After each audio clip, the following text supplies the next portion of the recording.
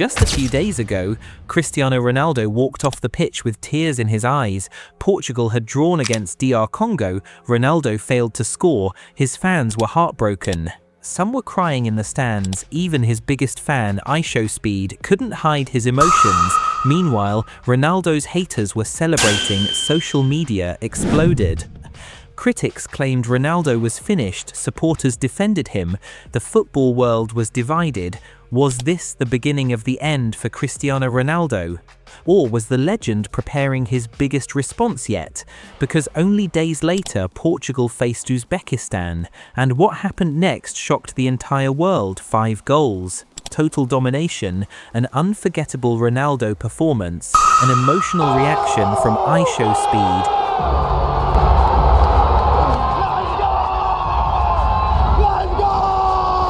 And after the final whistle, Ronaldo had a message for every single person who doubted him, a message that silenced the haters forever. This match was for all my haters and doubters who have been talking trash online and in media throughout this whole World Cup. Zlatan and Henry, keep your mouths closed. You guys never won anything in your careers. And I told you guys I am the GOAT. Messi will never be on my level. I can't wait to eliminate Argentina in the knockout stages.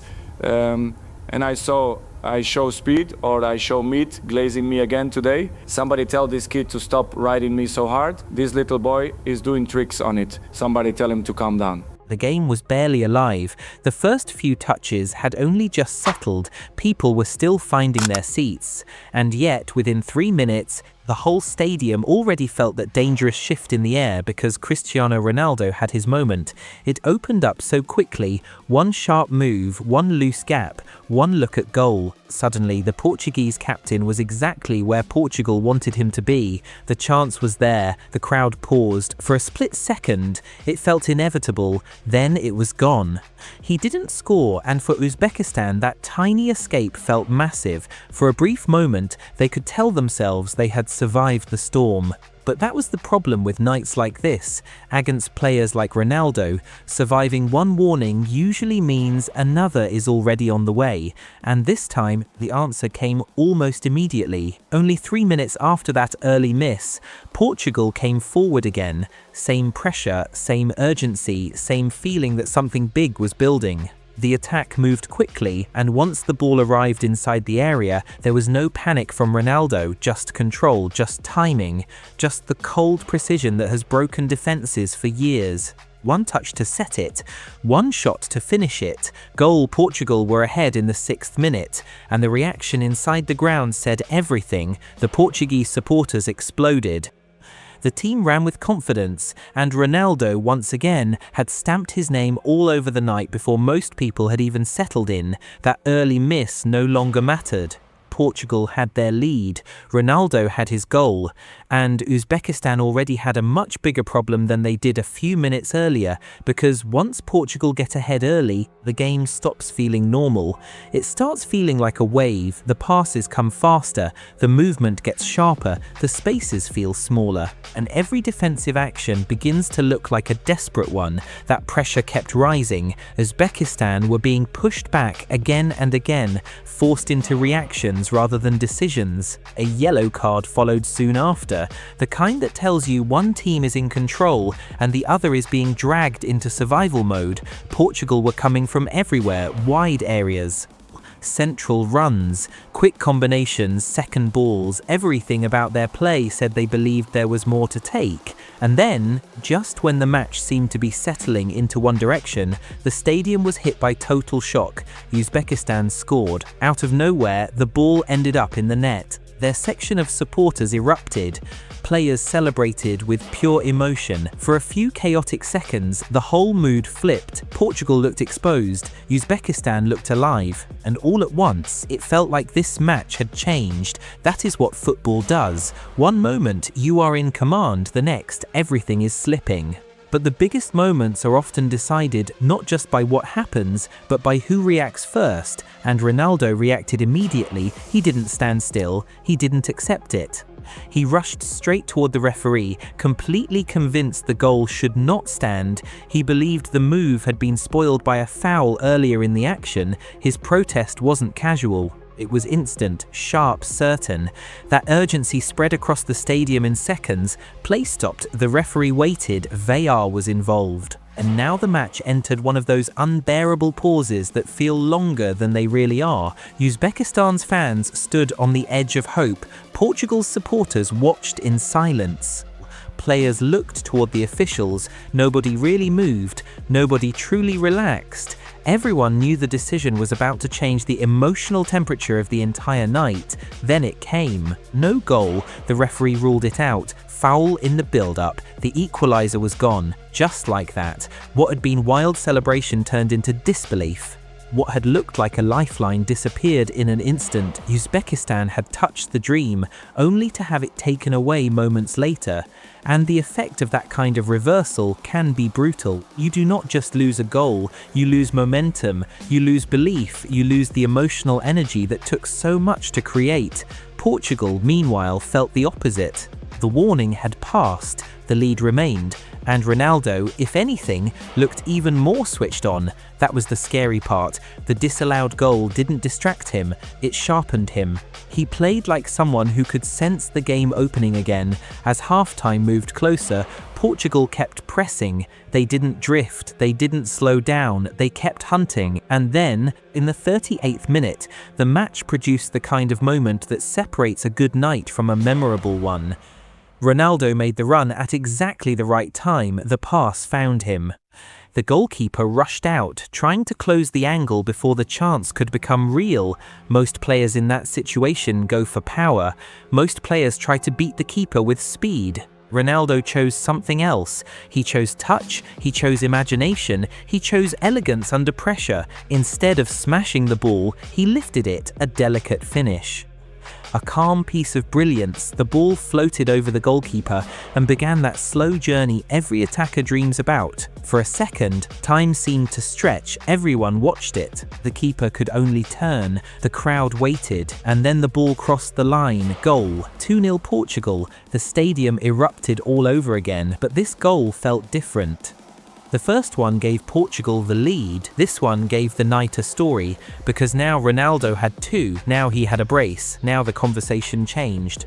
This was no longer just about Portugal controlling the match, this was about what could happen next. One more goal and he would complete a World Cup hat-trick, one more moment and he would reach the kind of headline that travels far beyond a single result. That is how quickly football raises the stakes. A match that began with one missed chance had suddenly turned into a chase for something bigger. History was standing just ahead, and everyone inside the ground could feel it. Ronaldo could feel it too. You could see it in the way he moved, in the way the crowd responded every time he touched the ball, in the way each Portuguese attack now carried a little extra tension, because once a hat-trick enters the picture, every touch becomes a possible turning point. Before halftime, that third goal almost arrived. Portugal attacked again with purpose.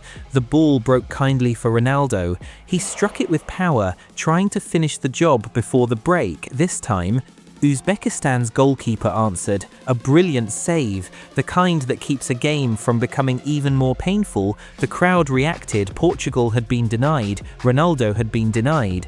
And the wait for the third goal would continue.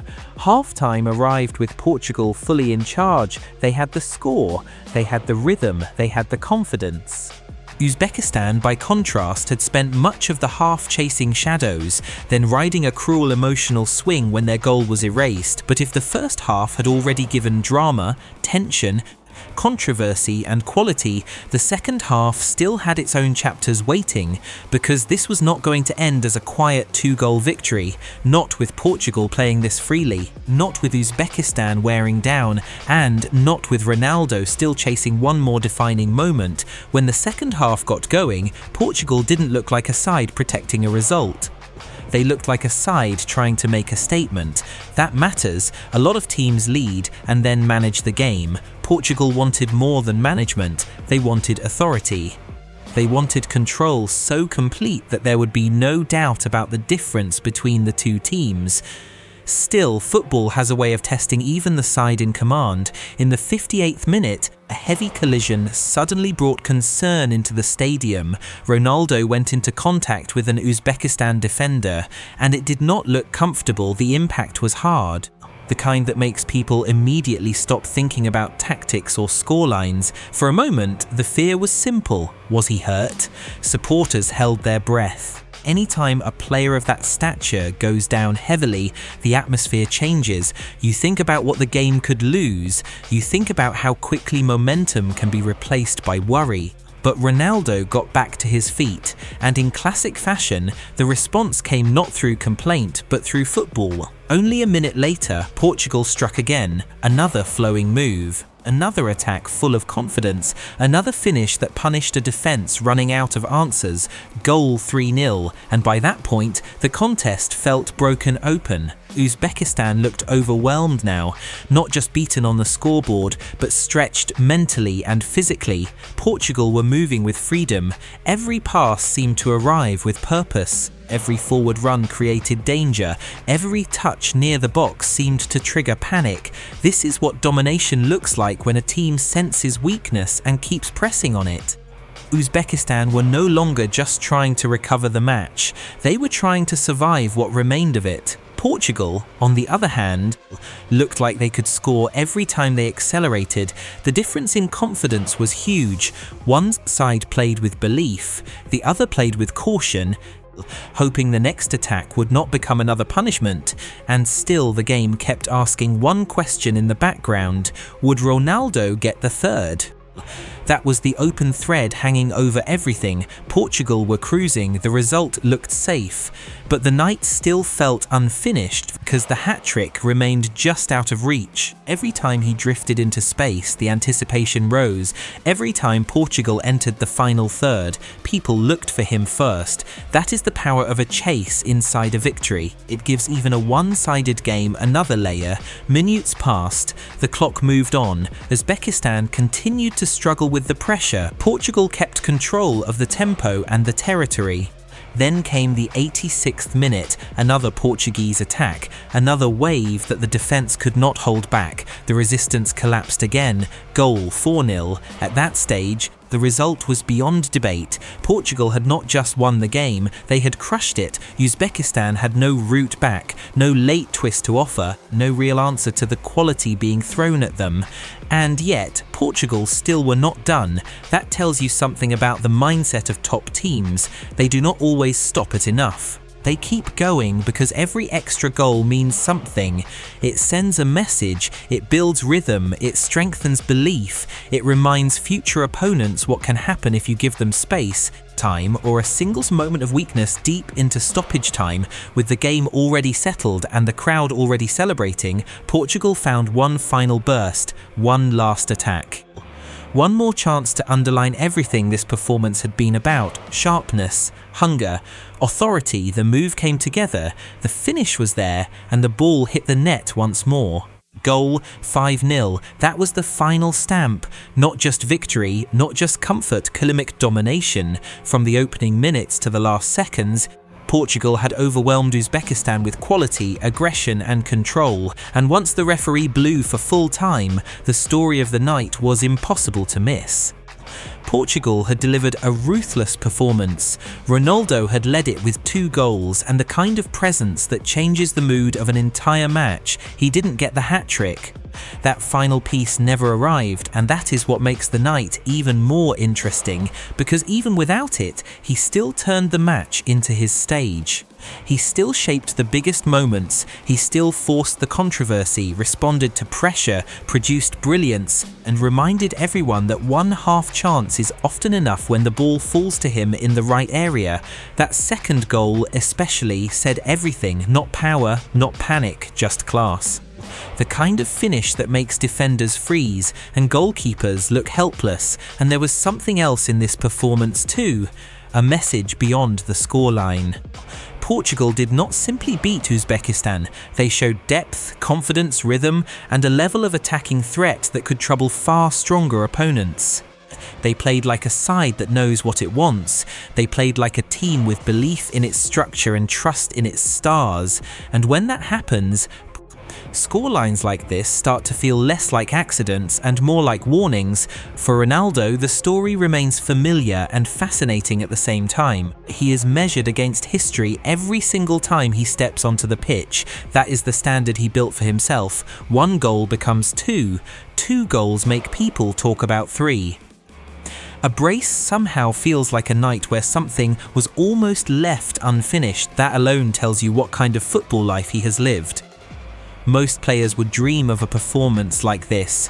With Ronaldo, it still leaves room for the feeling that there could have been even more. And maybe that is why nights like this stay with people, not only because Portugal scored 5, not only because Uzbekistan were swept aside, but because Ronaldo once again gave the match that familiar sense of possibility, that feeling that whenever he gets near the goal, something dramatic might happen.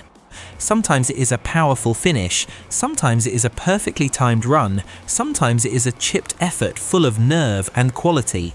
And sometimes it is simply the way he drags the entire game into his orbit. Portugal will take huge confidence from this. A performance like this can fuel belief going forward.